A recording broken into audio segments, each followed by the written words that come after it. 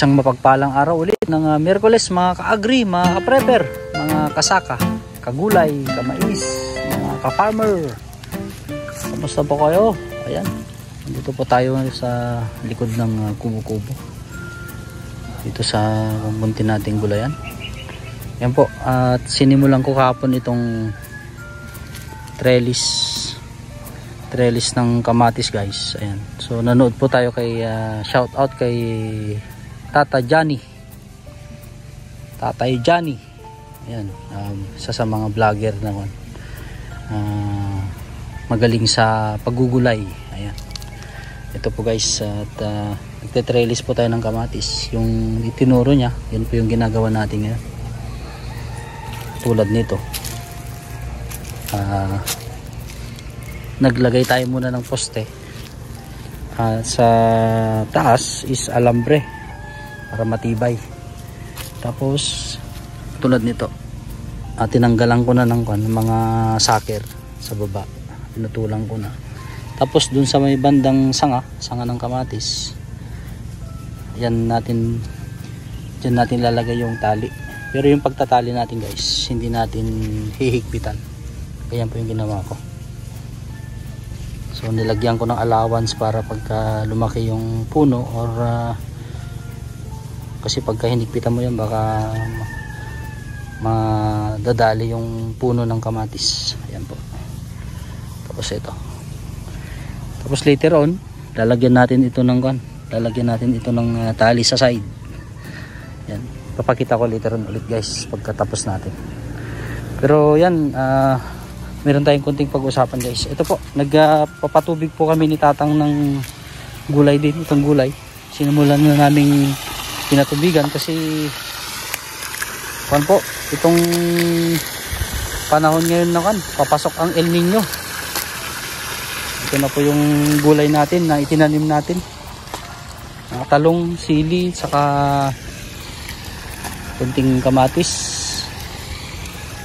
At namumunga na po tong talong natin at saka sili natin, pati yung kamatis namumunga na rin. So ito po, patubig po tayo. Ang gamit namin na makina yung yung mga mumurahin lang na China, worth 5,000 ang bili ko noon. Tagal na yun, tagal na rin yung makina na yun. Ilang horsepower ba yung makina, Tang? Mga 3 lang yan, 3-4. So maliit lang yung makina po natin. Gasolina po yung gamit natin, guys. Kasi yung gasolina, kahit natutuyuan ng gasolina o yung laman na gas is pwede mo pa rin paandarin. Nahirapan tayo pagka diesel, mahal at saka mabigat. Mayroon tayong makina pero hindi natin ginagamit kasi mabigat po yung diesel. Yan po, patubig na tayo. Ang tawag natin dito sa pagpapatubig natin na proseso is palayas. Sa Ilocano, palayas. Pwede naman yung talong natin, guys. Kita ka. May paisa-isa ng bunga. Kalakasan mamulaklak.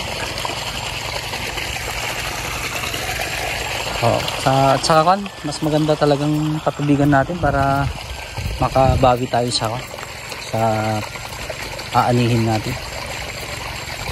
Para sa Ilocano mapagustuhan itong mga pananim natin. Marnek, kumbaga sa tao, kumbaga sa tao kasi ito yung pinaka-importante na kasama sa pagkain ng pananim.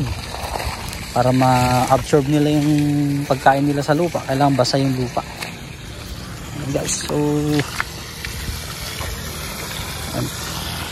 sinet up namin kahapon yung makina. Tapos ito po, pina-under namin kanina umaga. Ito naman yung sumusunod na talong din na tanim natin. Ito po, balak namin tamnan ng pechay dito sa pagitan niya kasi medyo maluwang. Kasi ito dati trellis ito itong mga alambre na to, trellis ng string beans. Kaso lang hindi na okay yung string beans, kumbaga hindi na namin tinuloy kasi hindi namin na alagaan. Ayan na sila, yung iba.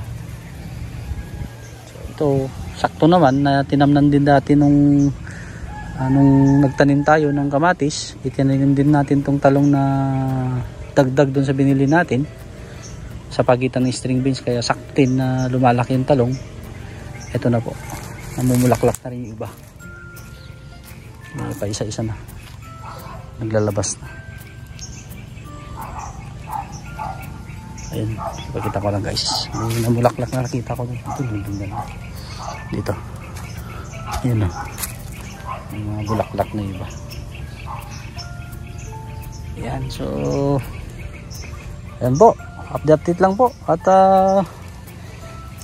sipag lang, tiyaga lang talaga ngayong panahon ng summer.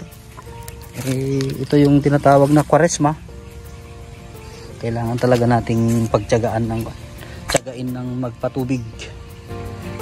And guys, so update lang po.